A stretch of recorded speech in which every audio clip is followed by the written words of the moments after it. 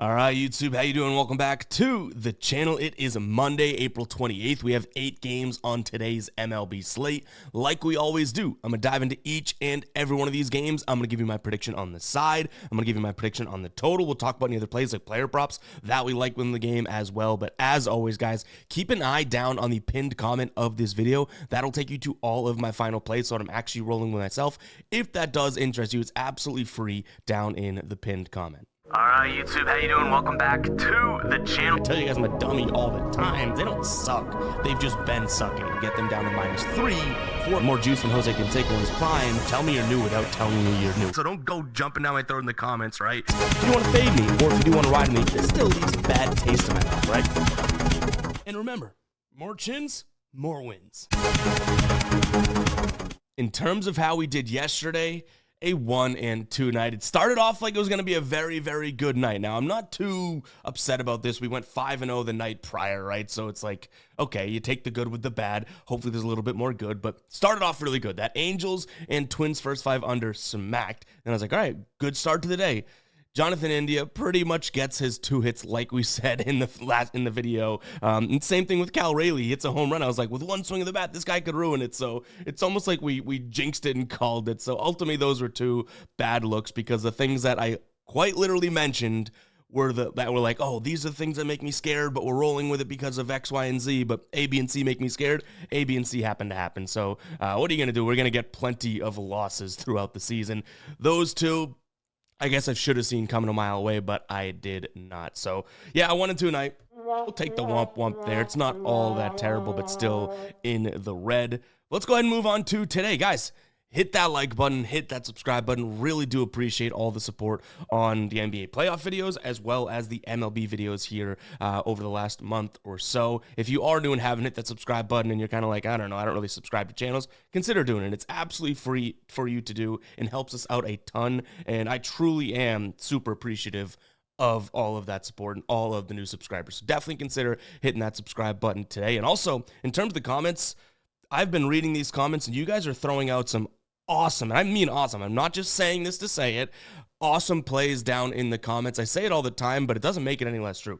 There are so many plays down there that I'm like, wow, I wouldn't even have thought to like come in from that angle or lift up that rock and look underneath or open that door and see what's behind. Like some of their thought processes out there, absolutely awesome. So keep throwing your plays down in the comments. You're helping out a ton of people. I've just been finding some great angles and great plays. And I'm like, damn, I should start, implementing some of these strategies for sure. But let's go ahead and dive into today's slate. Again, hit that like button, hit that subscribe button, keep dropping those plays down in the comments. Let's jump into game number 1. Washington taking on the Mets. So it's kind of been all Washington so far in this series, I guess from the perspective of, it's 2-1 Washington through 3 games. Yes, the Mets did win one, but that wasn't a 2-0 kind of like scrounged out type of a game, right?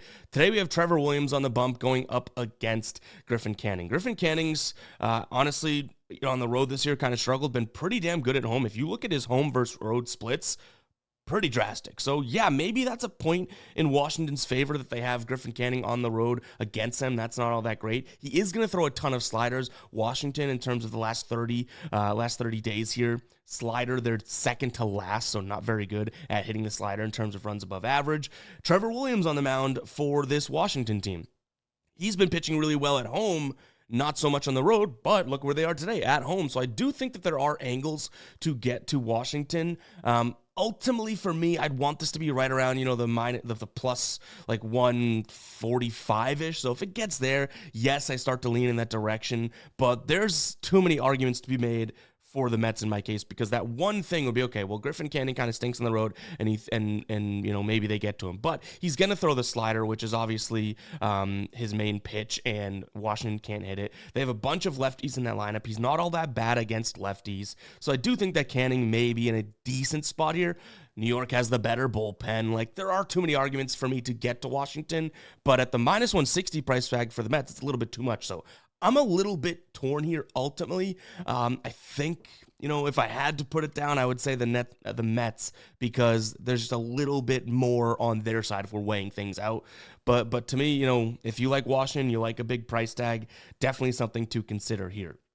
In terms of where we go from a total perspective, I don't mind the idea of an over. It'd have to be full game for me, though. That Washington bullpen, they threw a few arms yesterday, and they're just a bad bullpen in general. So, anything can happen late in these games.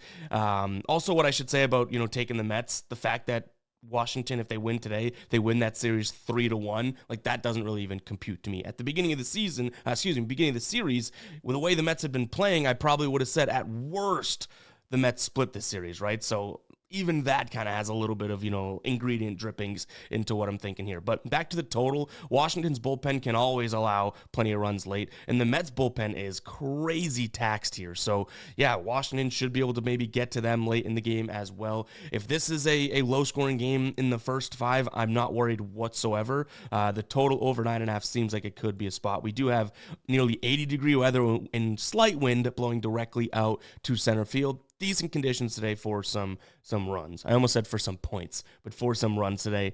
But again, this is kind of a game in which I'm juggling a few question marks here, so keep an eye on the final plays to see if we roll with anything in this game. Actually wanted to add in a player prop. It's still kind of like in that juggling phase in terms of, do I love it or do I just like it? Do we really want to roll with it? But Trevor Williams under 15.5 outs. The fact that Washington did throw like 5 bullpen arms yesterday makes me a little less and maybe more, I guess I should say more hesitant and less likely to place this because maybe they do give him some more run. But this guy in his last 10 starts here, 9 of his last 10, he's thrown under 15.5 pitches, 15.5 innings, including 5 straight road games. It looks like they're giving him 5 innings and then yanking him at the very maximum. So under 15.5 outs could be a look there. But again, the bullpen kind of worries me, especially if they have a little bit of a lead. They might try and stretch him out to some degree, right? So yeah, again, not to say, okay, well, we're giving you all of these potential plays and that I don't love any of them. It's just kind of the fact of the matter. Like, I'd rather touch on these than just forego talking about them. But Trevor Williams under 15.5 outs, potentially a final play today. All right, next up we have Cleveland taking on Minnesota. Cleveland coming off of a series in which they lose 2 of 3 against the Red Sox. They won that game 1, and then 7-3 in that second leg of that doubleheader, and then they lose 13-3. Logan Allen gets tagged. Brian Bale looks okay in that game 3 yesterday. They were also in Cleveland, and now they're still in Cleveland. They've played like 6 straight games there, so they should be the team that's kind of comfortable here at home, whereas Minnesota is going from playing in Chicago, then they played in LA, and now they're coming to Cleveland. So these guys have been moving around a decent amount. They're coming off a series sweep against the Angels. They've won 5 of their last 6 games, but who did I just mention that they played, right? They played Chicago, the White Sox. They played LA, the Angels, not the good Chicago or LA teams. You know what I mean? So I'm a little weary on backing Minnesota here, but I do think that there could be an over in play. You have Bailey Ober on the mound for Minnesota, who his numbers, especially on the road this year, but just his numbers in general, really haven't looked all that great. We know that he's going to throw the fastball and that he should have a decent slider, but Cleveland's actually, the best pitch that they've hit so far this year is the slider. And what if Minnesota's offense does continue to play the way they've been playing, right? This is not an offense I believe in long term, but in their last 6 games here, they do have a dud, so there's 1-0 in there. I'll give you a warning there, but 4-6-0, 11-5, and 5 runs scored. Yes, it's against, the Angels and the White Sox, but I don't necessarily think that this is going to be a spot in which they only score a couple, right? So maybe an overlook in this spot, and I guess, it's tough to do. I'm going to lean towards the underdog here in Minnesota because they are, offensively playing well. We haven't really talked about Gavin Williams. He's been decent at home. He's had kind of an I don't even want to say up and down. He's just kind of had the constant of, he's going to give you 6 innings, maybe anywhere from 2 to 4, maybe 5 earned runs, right? Like mediocre in terms of where I'd place him. He's got a 4.1 ERA, a 1.35 whip, a 4.44 FIP. So nothing there's like, oh my God, he's terrible. But it's not all that great either, right? He's going to throw the fastball, slider, and the curveball.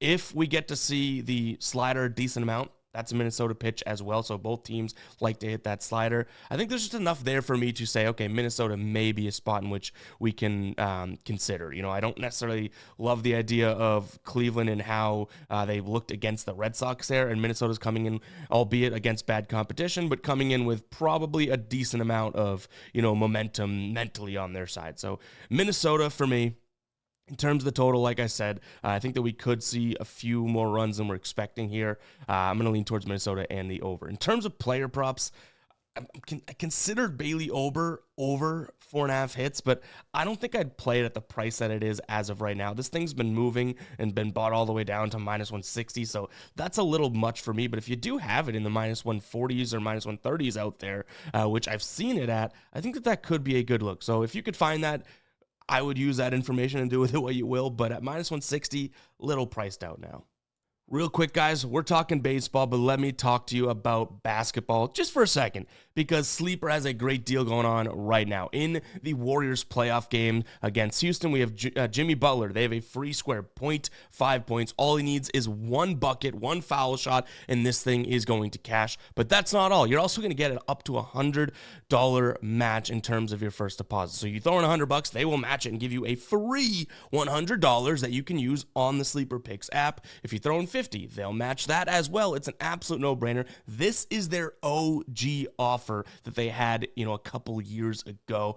I don't know how long they're going to roll this one out for, but go ahead and take advantage. And like I said, you get the Jimmy Butler 0.5 point square as well. If you don't know what Sleeper Picks is, it is a really fun, that's the word that I would use to start, really kind of creative and just unique app in a sense. If you like player props, you will have a blast on this app. They have more offerings than most of the other apps out there, and the payouts are dynamic. And what I mean by dynamic is that each and every player, just like this 0.5 points line for Jimmy Butler, has its own multiplier. So when you add it into your slip, it's going to change the payout dynamically. Really, really cool. All you have to do is pick 2 or more players, throw them into an entry together, and then the more you win, the more you get paid out in terms of that. If you go 2 for 2, depending on the multipliers, you're making some damn dough, right? So go ahead and check it out. This Jimmy Butler one should be a free one in that. If you do want to just pick your other favorite player prop, add it with this, you could be cooking with fire. You know what I mean? Or cooking with gas, whatever the saying is. Go check it out. That link will be down below in the description as well as the pinned comment. Again, link down below in the description as well as the pinned comment. Check out Sleeper Picks. Get the square and 100% of your first deposit matched. Now let's jump back into the rest of these games. All right, Baltimore taking on New York. So my first thought was, let's take a peek at a first 5 under.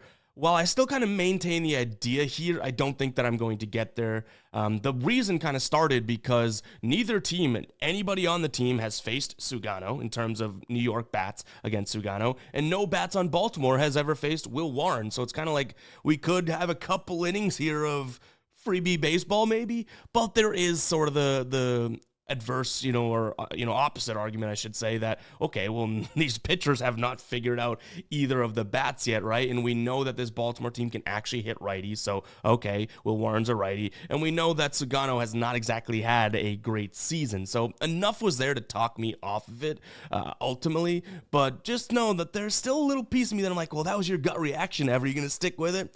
Not all that sure. In terms of where we go from a side here, though, let's get into that. I do think the Yankees at a -120 price seems like it would be the move. I kind of worry that, in this case, Will Warren may regress, or we might be seeing some regression coming out of him at some point. But ultimately, you have, a divisional matchup here. The Yankees, what I would consider the far better offense, going up against a pitcher in Sugano who really hasn't looked all that great. And while he throws, 6 or 7 pitches, he doesn't throw a knuckle curve. And the knuckle curve is the pitch that the Yankees are struggling with this year. You could say slider potentially, but he only throws that like 15% of the time.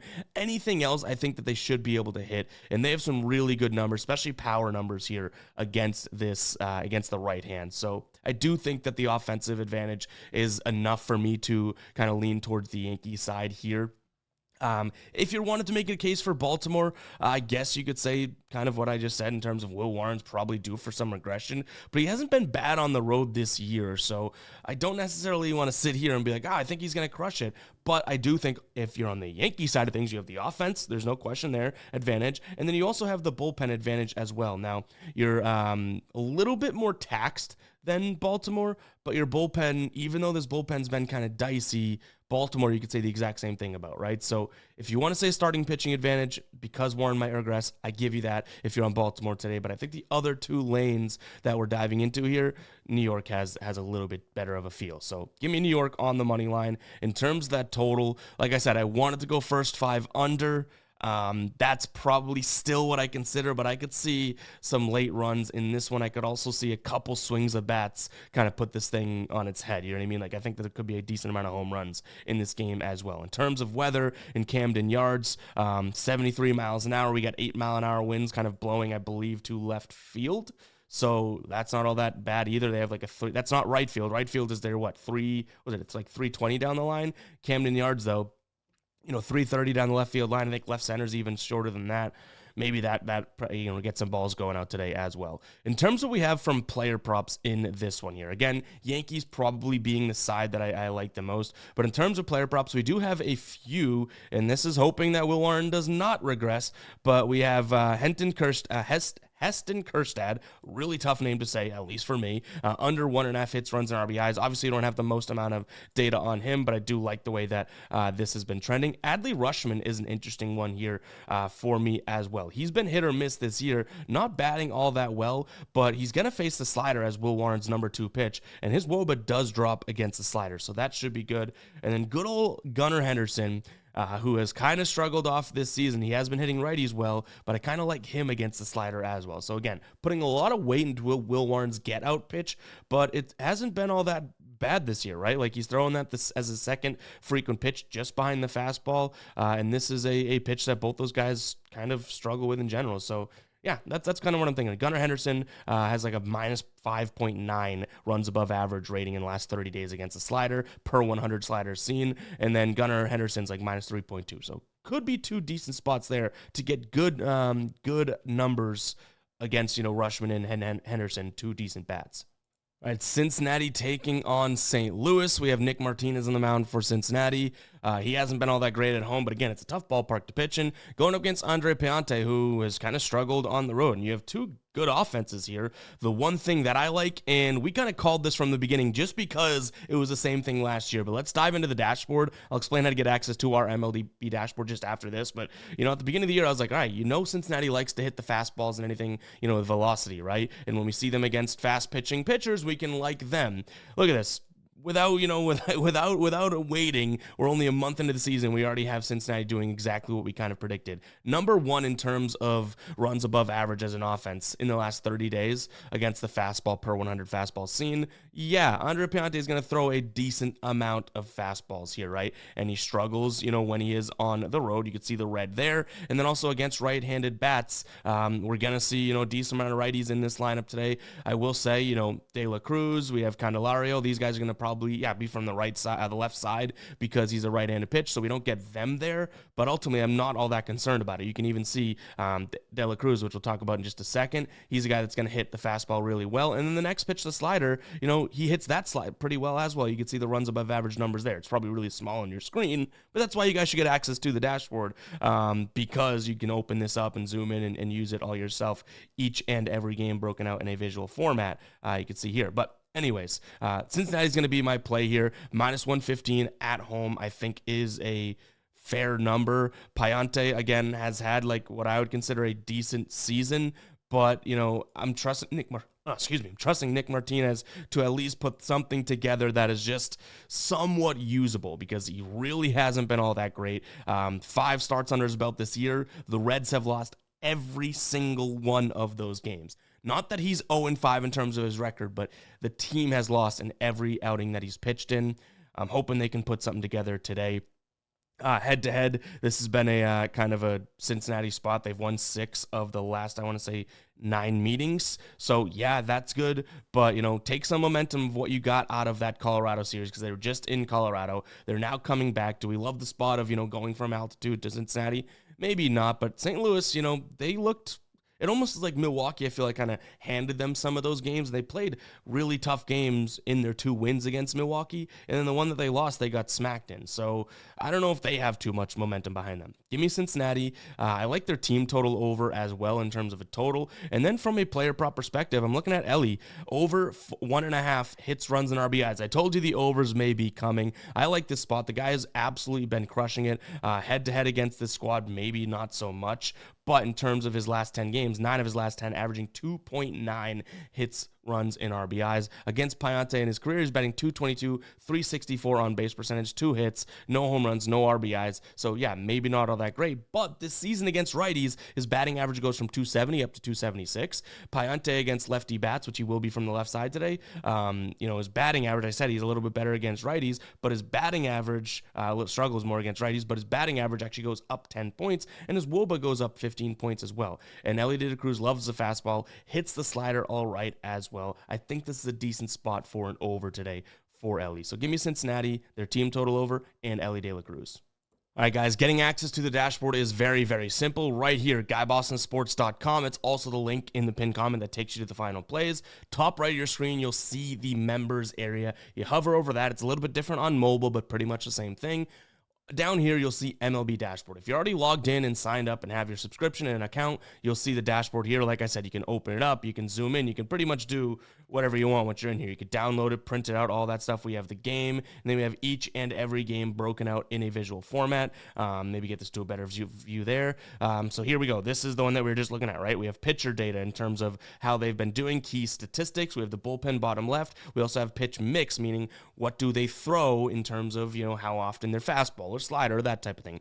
We have batting average, WRC plus, all that good stuff for the offenses as well. Overall, against the hand of the pitcher they're going up against, and then in this situation, right-handed on the road for Seattle and St. Louis, on this in this case. We have against certain pitches, how do they hit, and then we have player data based on them going up against a righty or lefty, OPS against righty or lefty, and then per specific pitch as well. Really, really cool tool. This pulls from a bunch of different websites. A lot of it I have to manually update each and every day as well. So if you guys are interested, again, over on GuyBostonSports.com, in the members area, you head to MLB. If you're not logged in, we'll set this to an unlogged in view right now, right? You're going to see, okay, hey, buddy, you need a membership. You click view membership levels, and you can pick what you like. We have a NBA dashboard as well, so if you're interested in the NBA and MLB, I would highly suggest saving a couple bucks a month and doing the all sports dashboard. But if you just want the MLB, right down here, you could click that sign up, and you have access to that. And the good thing is, even if we do add more and more, and I'm like, hey, maybe we up this by, $1 or something like that, and it becomes $5.99 per month, whatever you get in at, as long as you keep your subscription active, you will stay locked in at that price. So yeah, check it out, guys. Again, GuyBostonSports.com to get access to the dashboard. We have videos and stuff explaining what is in there and how to use it as well. So go ahead and check it out if you do want to become a member. One, it's a great way to support what we got going on here, but also this is a clear-cut way to optimize and make your research process more and more efficient. I use this each and every day, and that's kind of how it started, because I was like, man, I'm going over each and every game and it's taking forever. How can I consolidate? And I was like, let's put all the stuff I love to look at on one screen to help me make faster and better decisions. And it's worked. So go ahead and check it out. Is it an end-all, be-all tool? No, you still might want to incorporate some of your favorite sites and whatnot, but really, really good starting point each and every day, the MLB dashboard that we have over in Guy Boston Sports. So consider becoming a member today. All right, next up, Texas taking on the Athletics. Isn't it crazy? I mean, yes, we mentioned it with New York and Baltimore, but we really haven't been all that confident in a first 500 yet. And you guys are probably thinking, Ev, blink twice if you're in trouble, right? Because usually we're looking at player prop unders, which we've already liked Elly De La Cruz's over. That's opposite of what we normally do. And we usually like a lot of first 500s, which really haven't come by too many. I like this first 500. Now, you're probably like, yikes. Patrick Corbin on the mound, JP Sears on the mound. Are you kidding me? And no, I'm not kidding you, I guess. I mean, I kind of want to trust JP Sears here in this spot. He's going to throw a lot of sliders and fastballs, 2 pitches that Texas doesn't hit all that well. And funnily enough, I mean, JP Sears went on the mound for this squad so far this year. He's 4-1 to the first 5 under, and we're getting at -120, under 5.5 in this one. So sure, you probably look at that and you're like, that should be telling you something, that there's going to be runs. But you know what? I still like the spot here. I don't have a lot of faith in this Texas lineup offensively, and I'm still kind of calling BS, even though I've been wrong for most of the year on this A's lineup.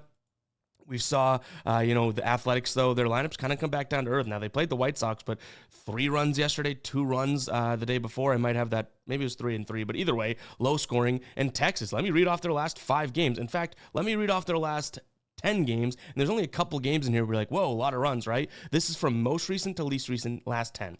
2, and it's runs 4. 2, 2, 2, 3, 2, okay, 8. That was against this Athletics team, and I think we did have the under in that one. potentially, but nonetheless, let's keep going here. That was 8, and then we had 0, 4, 0, 5. What are we doing here, right? I mean, we should be okay for a first 5. Now, like I said, we saw this matchup earlier in the year. 2 of these games went under in the first 5. 2 went over. Okay. But ultimately, again, I still want to sit here and be like, okay, this is a spot for both, I would say, Burns and Sears to be okay. Burns is going to be throwing at home, which this season, though we got a small sample size here, he's actually looked very good at home. He had 1 start at home. It was against the Angels, 5 1/3 pitched, 5 hits, just 1 earned run, 6 strikeouts, 1 walk. I know people love to fade Patrick Corbin, but I do think that this is a Corbin Burns is what I'm mixing him up with. Patrick Corbin, I do think that people like to fade him, but you know what? I think that this is a fairly good spot for him. Again, he's going to throw, a lot of pitches, but he's at home, which is big for me today. And then JP Sears, I think that the pitch mix should be fairly good. So first 5 under 5.5 for -120, I think has some decent value. If I had to pick a side here, I kind of want to say Patrick Corbin pitches pretty well. I do think that this Athletics lineup is better than Texas, but they are at home. This Texas team at home this year has won 77% of their games. Like, this is sneaky, a really good home team overall. They're 15-13 on the year. They're 10-3 at home. So why not take a team that is that good at home in a pick'em? Have they had the hardest of games? I guess we can't say that, but they took one against the Dodgers. They played okay against the Angels, right? So yeah, give me Texas on the money line. I don't believe we had any player props, but let me make sure. At some point, we got to start churning out some of these damn unders, right? Which we do have 2. Josh Young, and we had Jonah Heim here under 1.5 hits, runs, and RBIs. Both for the same reason. I like the lefty-righty split. Jonah Heim's more so because of the pitch mix, but Josh Young here, batting .275 on the season, drops down to .222 against the left-handed pitcher, JP Sears being a lefty, and JP Sears against righties actually has been pretty good so far this season. Against the fastball and slider, Young kind of struggles as well. So though he's been doing okay lately, we could say, right, I still do think that this is a fair spot for either his under in bases or his under in hits, runs, and RBIs. I think we might consider, potentially both, like splitting a half unit, so quarter unit on each, looking at 1, his hits, runs, and RBIs, and 2, his under in bases there. So yeah, those are 2 spots that I think that we consider today, separately on the same player in a sense. Houston taking on Detroit. I've gone back and forth in this one for sure. We have Jack Flaherty on the mound for Detroit, going up against Ronel Blanco for Houston. Blanco just had, I would say, his good start. It was against Toronto. Toronto hasn't been doing squat, but he went into the 7th inning, 2 hits, 1 earned run. It was a home run. 3 or 4 strikeouts, low strikeouts with 2 walks. Detroit has Jack Flaherty on the mound, who honestly has looked like, I feel like he's been getting kind of a bad rap, but he's looked pretty good this year. So if we can get a nice price tag for Detroit in this one, I think they're favorites on the road right now. That might be the side that I ultimately end up leaning towards. They've won 4 straight games. They've won 8 of their last 10. Houston has won 6 of their last 10, but they're just coming off a series in which 2 straight games they scored 0 runs against Kansas City. Okay, they go out there and score 7 yesterday. Great, but we can't just forget that they kind of stunk it up, right? Detroit out of their own ballpark has been a little dicey. 5-7 on the road this year, so sure, that could be something to consider, but ultimately, I still think that Jack Flaherty has the pitching advantage here. Blanco probably will pitch better in Houston, so there's that, but yeah, I think I'm going to go Detroit in this spot. Both bullpens should be, both bullpens are good bullpens, I should start by saying. Detroit's is very well rested. I mean, actually, most guys had days off yesterday, but the day before they got some work, so take it for what you want. But Houston's bullpen is super rested, so if you like Detroit, maybe you think that they get to Blanco early, who's going to throw a lot of, the fastball and curveball, changeup, slider, some pitches that they hit okay. Maybe that's where you go first 5, because I do think later on in the game, even though Detroit's bullpen is rested, in terms of having the day off yesterday, the day before they threw a lot of arms for a lot of pitches. So I think that is still worth factoring in, again, even though they had the day off. In terms of a total, I think one of these pitchers, and I'm hoping it's Jack Flaherty because obviously we're leaning towards Detroit, I think one of these pitchers pitches a really good game. So, and the odds would kind of tell us that, right? It's 7.5. So I'm going to lean towards the under. Again, Detroit's bullpen, I'm not exactly sure if they're going to be all fired up and ready to go because of how many pitches they threw before, but ultimately they didn't pitch. Most guys didn't pitch yesterday. So we could see some freshness. 2 good bullpens. one of these pitchers, I believe, is going to pitch well, and it's not like, the offense on the Houston side of things, or even the Detroit side of things for that matter, are like phenomenal, right? We've even seen Detroit kind of start to make me look a little bit smarter at times. They had a really good series against Baltimore, but for a few games, it was Kansas City and San Diego, they kind of look like, oh, maybe that offense was a little bit smoke and mirrors at the beginning of the year. I don't know. Still going to lean towards the under. There's some 8s out there too, by the way. Let me make sure we did not have any more player props in this one. Let's see. Tigers, Astros, and no player props in this one as of right now. All right, guys, if you made it this far into the video, go ahead and comment 29. You made it this far in. Really, really do appreciate it. And I know we got a comment or a couple comments the other day being like, always saying really, really do appreciate it. But like, even if I say it a lot, it really doesn't take away from the fact that I mean it. You know what I mean? Like, it is true. And I understand that I say, oh, I appreciate it and all that, and maybe that takes away from it if you say it too much, but ultimately, I can't help it. Like, I don't take any of this for granted, and I really do appreciate it, especially the people that make it to this point in the video and hear this type of random rant, right? So, really do appreciate you guys. Again, didn't even mean to just say it again. Comment 29. Let's go ahead and dive into this game here. We have Colorado taking on Atlanta. I would say this is fairly self-explanatory.